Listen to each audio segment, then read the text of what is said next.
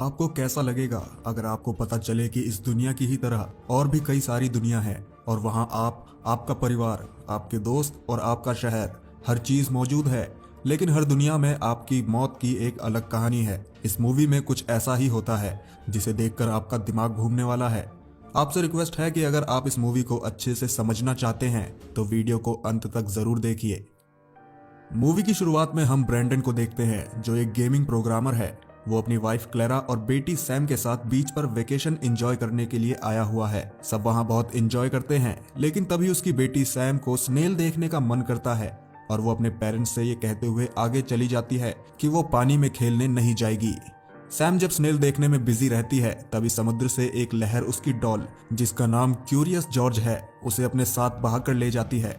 Sam की नजर उस डॉल पर पड़ती है और वो उसे लेने के लिए पानी में जाती है, जिस कारण डूबने से उसकी मौत हो जाती है। अगले सीन में हम देखते हैं कि ब्रैंडन और क्लेरा अपनी बेटी की मौत से बहुत ज्यादा दुखी हैं और पूरी तरह से टूट चुके हैं। क्लेरा ये डिसाइड करती है कि अब सैम कभी वापस नहीं आने वाली, इसलिए हमें उसे भूलना होगा। लेकिन ब्रैंडन लाख कोशिश करने के बाद भी अपनी बेटी को नहीं भूल पा रहा था। वो उसे भूलने के लिए उसके सभी सामान को पैक करने लगता है और तभी उसकी नजर उसकी एक बुक पर पड़ती है जिसका टाइटल द बेरेनस्टीन बियर्स था, लेकिन वो बदलकर द बेरेनस्टेन बियर्स हो चुका है। यानी कि अभी जिस जगह पर ए है वहां पर ई हुआ करता था। वहीं अगले सीन में जब वो सभी सो रहे होते हैं तभी किचन से कुछ आवाज आती है और वहां जाने पर पता चलता है कि वो उसका ब्रदर इन लॉ मैट है और वो खाना ढूंढने के लिए फ्रिज के अंदर कुछ ढूंढ रहा था। वो उस बुक के बारे में मैट को भी बताता है, जहां मैट उसे बताता है कि उस बुक का नाम द बेरेनस्टीन बियर्स है, यानी कि बेरेनस्टीन में ई है। लेकिन ब्रैंडन उसे बुक दिखाते हुए कहता है कि देखो इस जगह पर बेरेनस्टेन लिखा हुआ है, मतलब जहां ई था अब वो बदलकर ए हो चुका है। तो ब्रैंडन इस चीज का पता लगाने के लिए इंटरनेट की मदद लेता है और वो ये देखकर शॉक हो जाता है कि सिर्फ उसने ही नहीं बल्कि बहुत सारे लोगों ने इस चीज को ऑब्जर्व किया हुआ था कि बेरेनस्टीन बियर्स में ई की जगह ए हो चुका है। ब्रैंडन इस चीज के बारे में और भी गहराई से जानना चाहता था और उसे रिसर्च करते हुए द मंडेला इफेक्ट के बारे में पता चलता है और इस थ्योरी में जो भी लिखा हुआ था ठीक वैसा ही ब्रैंडन के साथ भी हो रहा था। आपको ये बताना चाहूंगा कि इस इफेक्ट को मंडेला इफेक्ट ही क्यों कहा गया। दरअसल 2009 में फियोना ब्रूम नाम की महिला ने एक अजीब से फिनोमिना को ऑब्जर्व किया था। उन्होंने देखा कि बहुत से लोगों का मानना था कि साउथ अफ्रीका के प्रेसिडेंट नेल्सन मंडेला की मौत 1980 में जेल में ही हो गई थी, लेकिन सच तो ये है कि उन्हें 1980 में जेल से रिलीज किया गया था और उनकी मृत्यु 2013 में हुई थी। और ये क्लेम करने वाले लोगों की संख्या लाखों में थी और उनका ये भी मानना था कि उन्होंने ये शव यात्रा को भी अपनी आंखों से देखा था। अब सच क्या है ये आज तक किसी को भी नहीं पता चला और तभी से इस इफेक्ट को मंडेला इफेक्ट के नाम से जाना जाता है। और इसके बाद से बहुत से लोगों का यह भी मानना है कि कोका कोला किटकैट के नाम में डैश हुआ करता था, लेकिन अब वैसा नहीं है। और भी ऐसे बहुत सारे एग्जाम्पल्स हैं। आपने देखा होगा कि स्टार वॉर्स के एपिसोड 5 में एक डायलॉग है, Luke I am your father, जो अब बदलकर no I am your father हो चुका है। वहीं डिज्नी में एक फेमस शो स्नो वाइट में भी एक डायलॉग है, mirror mirror on the wall, जो अब बदलकर magic mirror on the wall हो गया है। इससे जुड़े आपको और भी बहुत सारे किस्से इंटरनेट पर मिल जाएंगे।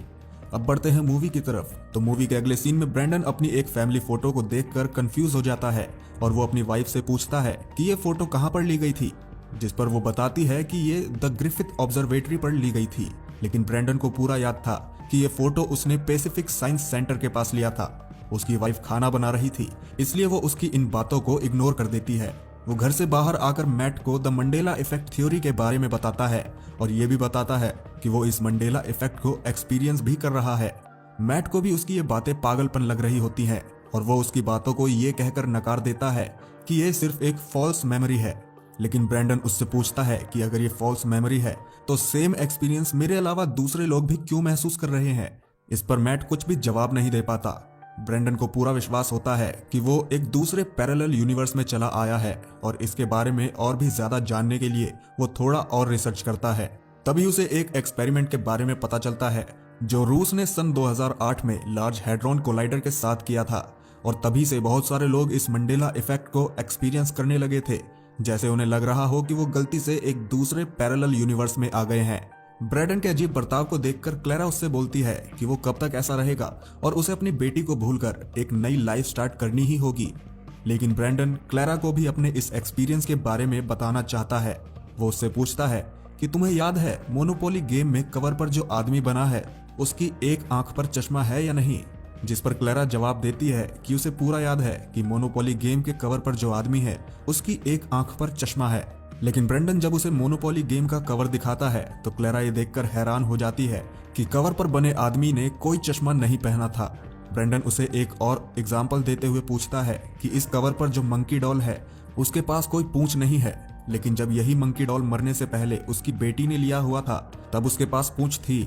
ब्रेंडन उसे इस उदाहरण से एक्सप्लेन करने की कोशिश करता है कि ये सब मंडेला इफेक्ट के कारण हो रहा है और हम लोग गलती से इस इफेक्ट के कारण दूसरे पैरेलल यूनिवर्स में आ गए हैं जहां हमारी बेटी की मौत हो गई है, लेकिन जिस यूनिवर्स से हम लोग बिलोंग करते हैं वहां हमारी बेटी जिंदा है।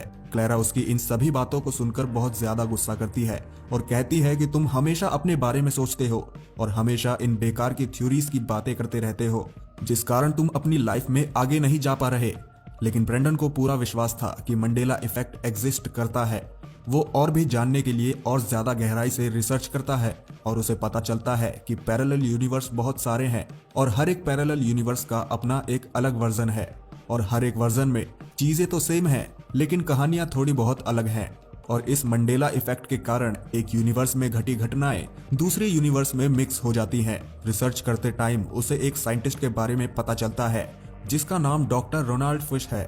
उनका भी ये मानना है कि ये दुनिया एक कंप्यूटर सिमुलेशन से बनी हुई है और वो ये रिसर्च करने में लगे हैं कि हम लोग एक सॉफ्टवेयर कोड 0 और 1 से बने सिमुलेशन में जी रहे हैं।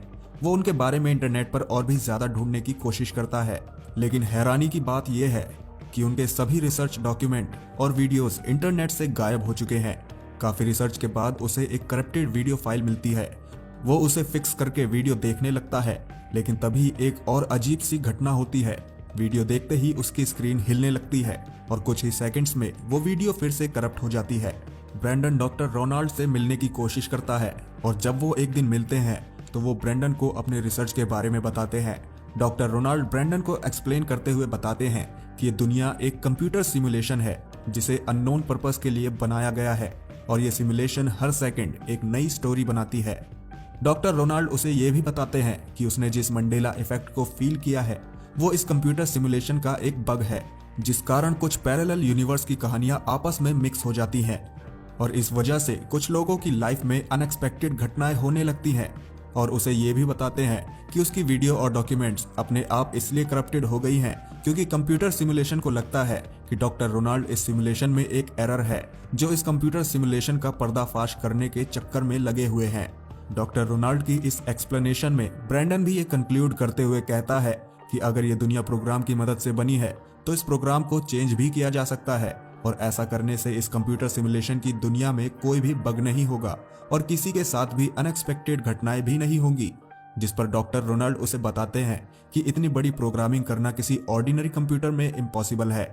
अगले सीन में हम देखते हैं कि डॉक्टर रोनाल्ड ब्रेंडन को अपनी लैब में ले जा रहे हैं और उसे अपनी टीम की मदद से बनाई गई दुनिया की पहली क्वांटम कंप्यूटर दिखाते हैं और उसे बताते हैं कि इस क्वांटम कंप्यूटर की मदद से ऐसी प्रोग्रामिंग करना संभव है। लेकिन अगली सुबह जब ब्रेंडन जागता है तो वो देखता है कि उसकी बेटी सैम घर पर ही है और वो ये देखकर बहुत ही हैरान हो जाता है। पहले तो उसे लगता है कि ये उसकी इमेजिनेशन होगी और वो अपनी वाइफ क्लेरा से सैम के बारे में पूछता है जो उसे बताती है कि सैम की मौत कभी हुई ही नहीं थी। उसे ये सुनकर और भी बड़ा झटका लगता है। वो उसे कंफर्म करने के लिए मैट के पास जाता है। वो भी उसे यही बताता है कि उसकी मौत कभी हुई ही नहीं थी।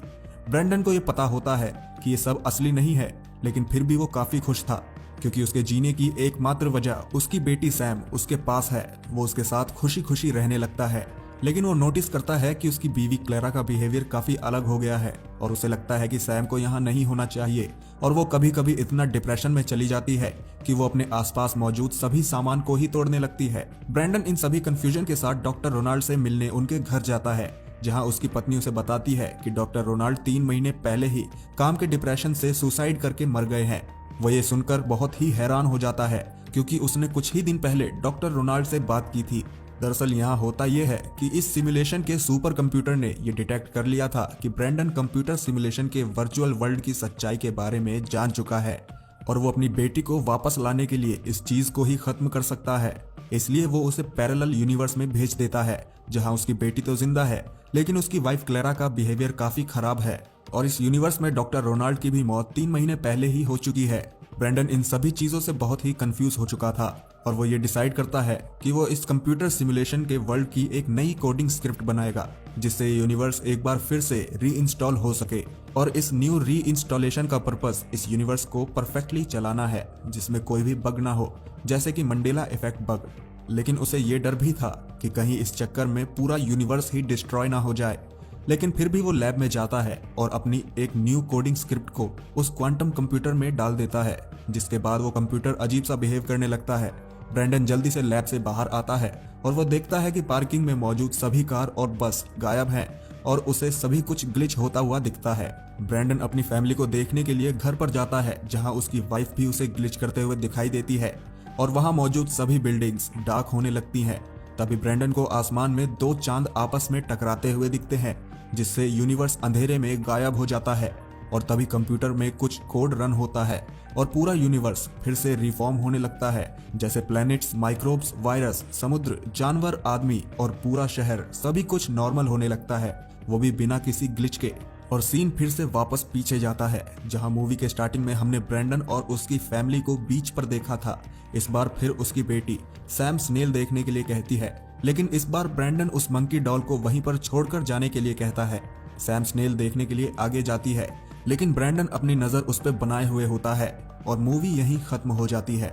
दरअसल होता यूं है कि ब्रैंडन के इस कोडिंग स्क्रिप्ट से कंप्यूटर सिमुलेशन में ओवरलोडिंग होने लगती है, जिससे पूरा सिस्टम क्रैश हो जाता है, जिस कारण यूनिवर्स डिस्ट्रॉय हो जाता है और फिर कंप्यूटर वापस से रिबूट होता है। और ये यूनिवर्स जब से बना है तब से ये हर चीज को रिकवर करने लगता है। सिमुलेशन का सुपर कंप्यूटर ये डिटेक्ट कर लेता है कि ये प्रॉब्लम क्यों हुई और उसे ये पता चल जाता है कि अगर ब्रैंडन अपनी बेटी को नहीं खोता तो वो इस वर्चुअली वर्ल्ड के सच्चाई के बारे में रिसर्च करने की कोशिश ही नहीं करता।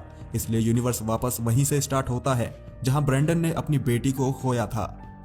आपको ये मूवी कैसी लगी हमें कमेंट करके जरूर बताइएगा। और क्या आपने कभी इस मंडेला इफेक्ट को एक्सपीरियंस किया है? अगर किया है तो हमें इसके बारे में भी जरूर बताइएगा। और अगर आपको हमारा ये एक्सप्लेनेशन अच्छा लगा हो तो हमारे इस चैनल को सब्सक्राइब करना मत भूलिएगा, जिससे आने वाले सभी वीडियोस की नोटिफिकेशंस आप तक आसानी से पहुंच सके।